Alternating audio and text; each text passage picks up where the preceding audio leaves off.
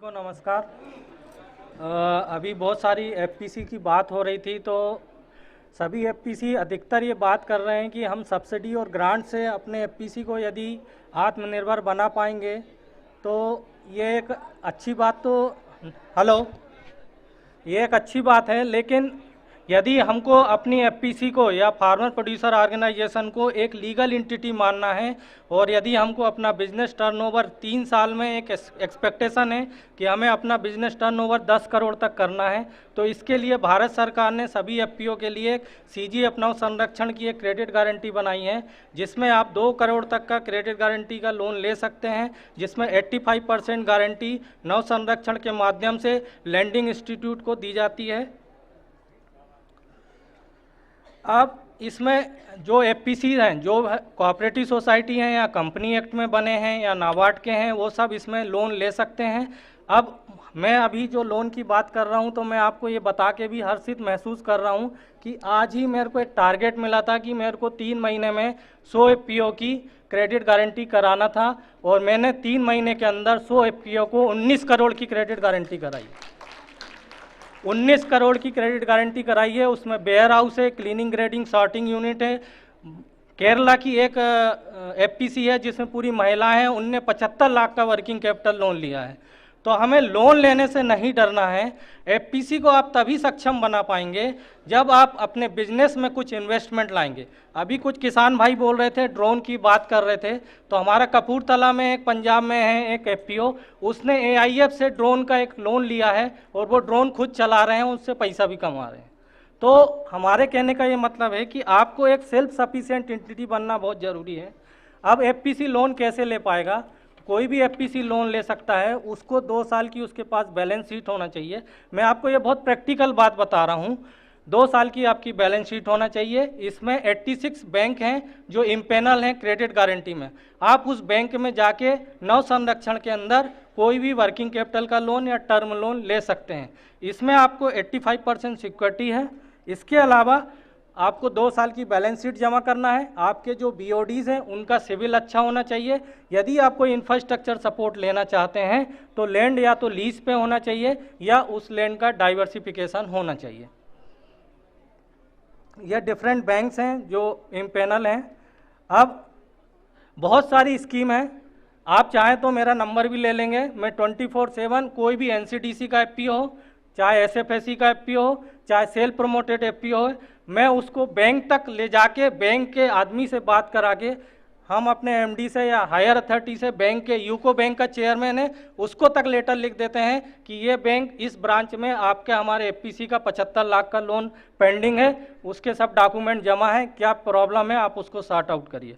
तो लोन को दिलवाने में ये बात है कि आपको अपने डॉक्यूमेंट पूरे वहाँ पे सही ढंग से ब्रांच मैनेजर के अनुसार जमा करने पड़ेंगे।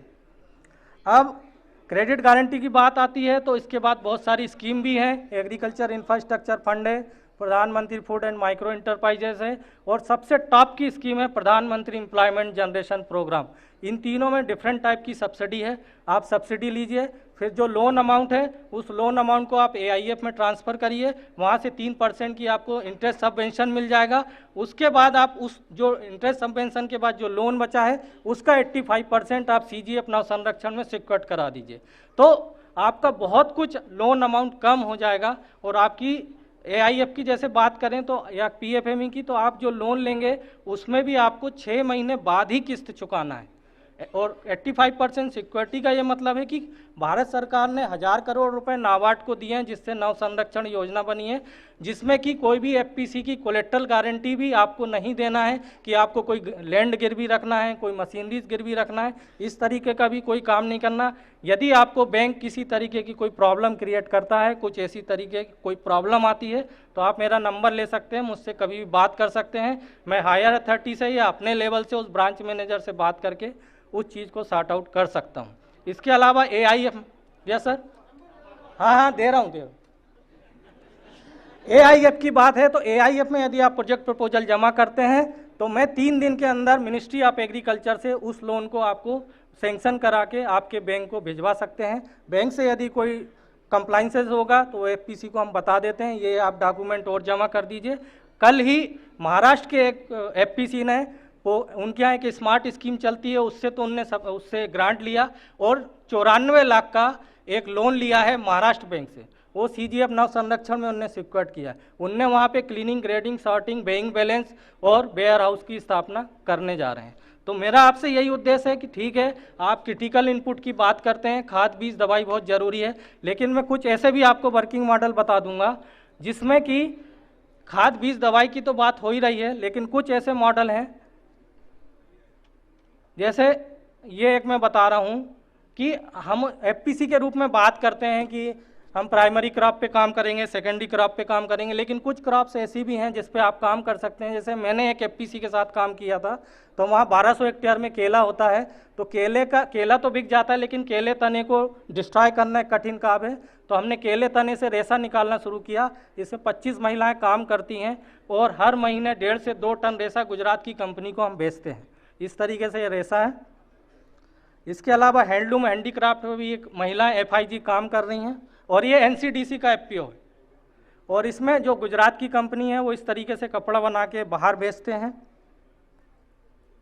उसके जब आप क्रश करते हैं तने को, तो उससे जल निकलता है। उस जल को यदि आप फर्मेंटेशन करेंगे तो नवसारी एग्रीकल्चर यूनिवर्सिटी की एक पेटेंट प्रोडक्ट है, जिससे आप इस तरीके का नॉवेल प्रोडक्ट बना सकते हैं। और जो इनपुट की आप बात कर रहे हैं, तो आजकल ऑर्गेनिक फार्मिंग, नेचुरल फार्मिंग की बहुत बात चल रही है, उसमें आप ये अपने गवर्नमेंट को भी सप्लाई कर सकते हैं। हॉर्टिकल्चर डिपार्टमेंट द्वारा बहुत किट सप्लाई की जाती है, या एग्रीकल्चर डिपार्टमेंट के द्वारा, तो इसमें 250 ml का 1 लीटर का आप सप्लाई कर सकते हैं। उसके बाद जो उसका गूदा बचता है, रेशा निकालने के बाद, जल निकालने के बाद, तो उससे आप हैंडमेड पेपर भी बना सकते हैं। तो मेरे कहने का ये मतलब है कि एक ही क्रॉप से या 2-3 क्रॉप से आपके इंटरवेंशन क्या होंगे, या आप कमोडिटी सेल करोगे, उसकी प्राइमरी प्रोसेसिंग करोगे। कई FPO को मैं अभी हैंडल कर रहा हूँ, तो सीधे FPO के जो BOD हैं या CBO बात, सर मस्टर्ड की ऑयल मिल लगाएंगे। अच्छा, तो मस्टर्ड की ऑयल मिल लगाओगे, ठीक है। तो ये कभी कोई नहीं बोलता है कि कोई किसान है या किसान FPO की बात कर रहा है, तो किसान की सबसे बड़ी समस्या तो वेयर हाउस या कोल्ड स्टोरेज है। यदि मैं धान काटूंगा, गेहूं काटूंगा या चना काटूंगा, तो उसको रखूंगा कहाँ? मैं गलत बोल रहा हूँ क्या? तो सबसे पहले हमको बेसिक चीज़ें जो हमारी हैं उसको हमको कंप्लीट करना चाहिए, ना कि हम सीधे प्रोसेसिंग में टूट जाएं। यदि मान लीजिए आपके पास माइनर मिलेट्स है, मक्का है, यदि मैं किसी बायर से आपको कनेक्ट करता हूं, वो बायर बोलता है कि मेरे को 1000 मेट्रिक टन मक्का चाहिए, लेकिन मैं 1 महीने बाद लूँगा, सीजन आपका ख़त्म हो रहा है, तो क्या 1000 मेट्रिक टन आपको मक्का का बीज, मक्का रखने के लिए कोई जगह चाहिए कि नहीं चाहिए? जब आपके पास जगह होगी तो आप बोलोगे नहीं 1 महीने बाद क्या, आप 2 महीने बाद उठाना, 2000 मेट्रिक टन मेरे पास रखा हुआ है। ये हाईटेक नर्सरी है, जो आजकल जितने भी नॉर्थ के या अपन दिल्ली, पंजाब, हरियाणा उस पर बात करें, तो अधिकतर किसानों की समस्या रहती है कि आजकल किसान लोग ईयर राउंड वेजिटेबल्स का प्रोडक्शन करते हैं, तो उनको नर्सरी लगाना कठिन रहता है। तो हम हाईटेक नर्सरी की स्थापना कर सकते। ये जस्ट एग्जांपल हैं जो फार्मर्स फील्ड पे किए हैं, मैं सिर्फ आपका एक ओरिएंटेशन करने के लिए ये चीज़ दिखा रहा हूँ। तो हम किस तरीके से डिफरेंट वेजिटेबल्स की नर्सरी तैयार करके ईयर राउंड अपने FPO फार्मर्स को सप्लाई करके, यदि एक ये यूनिट आप लगाते हैं तो हर महीने आप 2.5 से 3 लाख रुपए कमा सकते हैं। और इसकी डिमांड ऐसी है कि डिस्ट्रिक्ट नहीं, आपको दूसरे स्टेट से भी इसकी डिमांड आ जाएगी। इसमें हाइब्रिड टमाटो भी तैयार कर सकते हैं आप, हाइब्रिड ब्रिंजल भी तैयार कर सकते हैं। ये डिफरेंट FPCs के लोग हैं जो ये लेके जाते हैं। और सबसे अच्छी बात यह है कि हम अपने गवर्नमेंट सेक्टर को भूल जाते हैं, हम हमेशा प्राइवेट सेक्टर की तरफ देखते हैं, जबकि गवर्नमेंट सेक्टर एक सबसे बड़ा सेक्टर है जहाँ पे चीज़ें इस्तेमाल की जाती हैं। उसका भी मैं आगे आपको उदाहरण दिखाऊंगा। तो हॉर्टिकल्चर डिपार्टमेंट की बहुत सारी स्कीम चलती हैं जिसमें वो वेजिटेबल्स उनको सप्लाई करना रहता है। आप उनसे टाई अप करके 20-25 लाख का उनसे ऑर्डर लेके ये आराम से काम कर सकते हैं। अब दाल की बात आती है, तो हमने इसी NCDC का FPO उन्नति कृषक उत्पादक सहकारी समिति है साझा छत्तीसगढ़ बेमेतरा में। तो हमारे कलेक्टर भी, क्योंकि मैं पहले KVK में काम करता था as a senior scientist head, तो वहाँ के एक कलेक्टर आए, वो भी FPO के बारे में बहुत थोड़ा चिंतित रहते थे। तो बोले क्या काम कर सकते हैं, तो मैंने बोला एक दाल मिल डालते हैं, क्योंकि यहाँ दाल का बहुत स्कोप है। तो हमने एक वेयर हाउस बनवाया दाल मिल। अब फिर किसानों से बात होती है, FPO से बात होती है, क्योंकि मैं अधिकतर यही मीटिंग हैंडल करता रहता हूँ। सर दाल मिल डालेंगे, ठीक है, क्या करोगे सर? 2 लाख की दाल मिल है, 2 लाख की दाल मिल से क्या आप 15 टन निकाल पाओगे या 10 टन निकाल पाओगे? तो दाल मिल भी खरीदना है तो दाल मिल का पहले आप उसका एक ड्रायर भी आता है, उसकी क्लीनिंग ग्रेडिंग सॉर्टिंग यूनिट आता है, फिर स्प्लिटर आता है, दाल मिल भी आती है, पॉलिशर भी आता है। तो ये सब चीज़ें आपको लेना पड़ेंगी। पहले आप पूरा अध्ययन करिए, बताइए कैसे करना है काम, क्या नहीं करना है। इस तरीके से यदि हम काम करेंगे तो हमको सफलता मिलेगी। ये दाल है। अब दाल की बात आती है तो प्रधानमंत्री पोषण योजना एक चलता है, पूरे स्कूलों में चलता है, आंगनबाड़ियों में चलता है। वहाँ आपको विश्वास नहीं होगा, हर महीने 800 कुंटल दाल हमारी डिस्ट्रिक्ट में इन स्कूलों में या मध्याह्न भोजन में सप्लाई की जाती है। 800 कुंटल दाल, और वो 800 कुंटल दाल पूरे व्यापारी लोग सप्लाई करते थे। तो हमारी कैपेसिटी थी 150 से 200 कुंटल पर मंथ। तो हमारे जो एक डिस्ट्रिक्ट एडमिनिस्ट्रेशन से हमने एमयू करा के इस एफपीसी का 150 से 200 कुंटल दाल ये अब वहाँ सप्लाई कर रहे हैं। तो धीरे धीरे चीज़ें बनती हैं और बनाना पड़ती हैं, हमको माध्यम सही ढूंढना पड़ेगा और उस माध्यम से आगे काम करना पड़ेगा। ये दाल है, दाल मिल है जिस पे हम काम करते हैं। अब ये इसके बाद दूसरा एक एफपीसी है जो सेल्फ प्रमोटेड था, ये पूरा आदिवासियों का था। मतलब यहाँ पे काम करना, मतलब जो आज इसमें 819 फार्मर जुड़े हैं, 619 तो ट्राइबल हैं। वो मैं चाहूँगा कि हाँ ठीक, ये डिफरेंट प्रकार के इसमें राइस मिल हैं, जो देसी सुगंधित धान है जिनका रकबा धीरे धीरे कम होता जा रहा है, लेकिन इसकी मार्केट वैल्यू आज दिन पे दिन बढ़ती जा रही है। तो हम देसी सुगंधित धान को किस तरीके से कंजर्व करके, अब पहले दलाल लोग आते थे 20-25 रुपए में सुगंधित दाल ले जाते हैं, सुगंधित धान ले जाएंगे, उसको करेंगे और बढ़िया जीरा फूल, जवा फूल, तुलसी भोग, बादशाह भोग, इस तरीके से वो बढ़िया पैकिंग में बेचेंगे। हमारा धान है और बेच वो रहे हैं। तो हमने खुद खरीदना शुरू किया एफपीसी ने, और इस तरीके से काम करना शुरू किया। और आज ये एफपीसी ट्राइफेड में, खादी इंडिया में, सब में उपलब्ध है। और इसको टनों में, टन में तो नहीं बोलूँगा, हर महीने ये 4 से 5 लाख रुपए राइस से और दाल से कमा लेते हैं। अब देसी, जैसे आप ट्राइबल एरिया में देसी गायें बहुत होती हैं तो उसका गाय ए टू मिल कहलाता है। इस तरीके से प्रोसेसिंग यूनिट स्थापित करके हम इस तरीके से घी बना के, जो फैटलेस मिल्क था उसको एक यूनिट से हमने टाई अप किया, वो फैटलेस मिल्क 18 से 20 रुपए में ले जाते थे, हम फैट निकाल के अपना घी बना लेते थे। ये इस तरीके से इसकी पैकेजिंग। शकरकंद, स्वीट पोटैटो की बात आती है तो अधिकांश किसान, मतलब स्वीट पोटैटो का आपको आगे एक बताऊंगा। ये स्वीट पोटैटो फ्लोर है, ये इसका आप देखिए कितना, जो ग्राफ है वो कितना धीरे धीरे बढ़ता जा रहा है। Okay, thank. ये अपना एरोमेटिक क्रॉप्स या स्पाइसेस क्रॉप्स की खेती, जैसे हम 50-50, 100-100 एकड़ में एक साथ लगा सकते हैं। अभी कोई एक भाई बोल रहे थे कि नीलगिरी से आप पत्ते से तेल निकाल सकते हैं, तो हल्दी के पत्ते से भी ऐसा आप तेल निकाल सकते हैं। राइजोम का अलग मिलेगा और हल्दी की पत्ती सूख जाएगी, उसका तेल निकाल लीजिए। ये भी 3 से 4 हज़ार रुपये किलो में बिकता है। ये हल्दी की प्रोसेसिंग है। ये डिफरेंट, आपका एरोमेटिक क्रॉप्स की सबसे अच्छी बात यह है कि ये एक बार लगाइए, 4 साल तक फुर्सत पाइए और हर 2-3 महीने में काटिए, तेल निकालिए और तेल बेचिए। आपका यदि तेल नहीं बिक रहा है तो आप दूसरे तरीके से भी सोप बना सकते हैं, अगरबत्ती बना सकते हैं, डिफरेंट टाइप के काम कर सकते हैं। अब हनी की बात आती है तो बहुत सारे हमारे एफपीओ हनी पे काम कर रहे हैं। अभी जब मैं एसएफएससी में आया था तो मैंने अभी 6 करोड़ के प्रोजेक्ट दिलाए हैं। 2 एनसीडीसी के हैं, 2 सेल्फ प्रमोटेड एफपीओ हैं और 6 आपके एसएफएससी के हैं, जिनको 6 करोड़ का हमने पैकेज दिलवाया है एनबीबी से, और वो इस पर काम कर रहे हैं। एक अभी मधुमक्खी बॉक्स हम लोग बहुत बात करते हैं, तो केवाईसी द्वारा हर साल बहुत सारे मधुमक्खी बॉक्स लिए जाते हैं। अब जब हमने एक एफपीसी को ये मधुमक्खी बॉक्स का बनाने का बिजनेस शुरू कराया है, इसकी 10 लाख के बॉक्स बिक गए हैं और अब ये विश्व में ब्यूरो ऑफ इंडियन स्टैंडर्ड है, इसका रजिस्ट्रेशन होने वाला है। तो पहला एफपीओ होगा पूरे भारतवर्ष में जो जेम पे मधुमक्खी बॉक्स को बेचेगा। तो हमारा उद्देश्य यह है कि एक हर साल, मालूम है आपको, हॉर्टिकल्चर डिपार्टमेंट केवाईसी 8 से 10 हज़ार बी बॉक्स सप्लाई करते हैं। वो बी बॉक्स लेते कहाँ से हैं? वो बी बॉक्स प्राइवेट वेंडर से लेते हैं। तो क्या हमारे एफपीसी से ऐसा काम नहीं कर सकते? कर सकते हैं, और ये करा है। ये डिफरेंट बी हनी के प्रोडक्ट हैं जो कि आप वैल्यू एडेड करके मार्केट में लॉन्च कर सकते हैं। ये अभी उसकी बात हो रही थी बायो फर्टिलाइज़र की, तो आप केचुआ खाद वगैरह पे भी काम कर सकते हैं।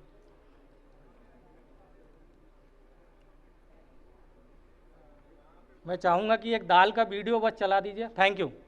आप मेरा मेरा नंबर ले लीजिए और मेरे को बहुत परेशान करिए, मेरे को कोई दिक्कत नहीं होगी। लेकिन हाँ, यदि आप लोन लेंगे, आप अपने बिजनेस को बढ़ाएंगे। बिजनेस तभी बढ़ेगा जब आप इन्वेस्टमेंट करेंगे। और हमारे यहाँ के 9479025559।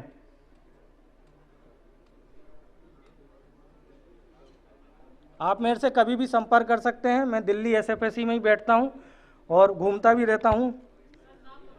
डॉक्टर रंजीत सिंह राजपूत। 9479।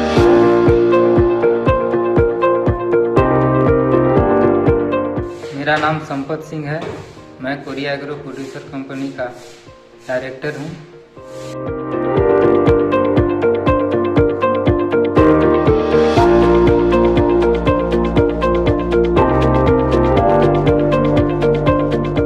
हमारा APO देसी सेंटेड जीरा फूल धान का प्रोसेसिंग करके ट्राइफेड एवं बल्क में विक्रय करते हैं।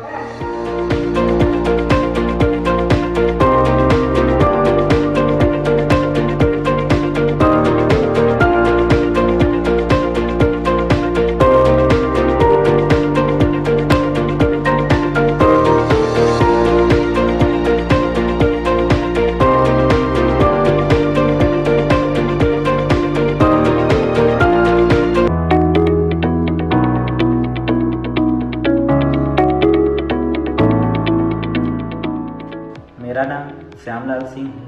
मैं कोरिया एग्रो प्रोड्यूसर कंपनी का डायरेक्टर हूँ। हमारा APO अरहर दाल, उड़द दाल, चना दाल, मूंग दाल, कुल्थी दाल, मसूर दाल, इन सभी प्रकार के दालों का प्रोसेसिंग करके उसको ट्राइफेड एवं लोकल मार्केट में विक्रय करते हैं।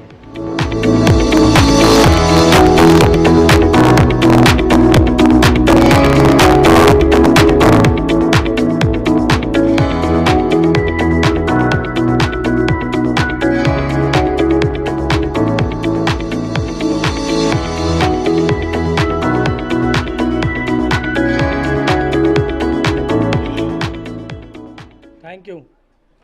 मेरा नंबर लिख लीजिएगा।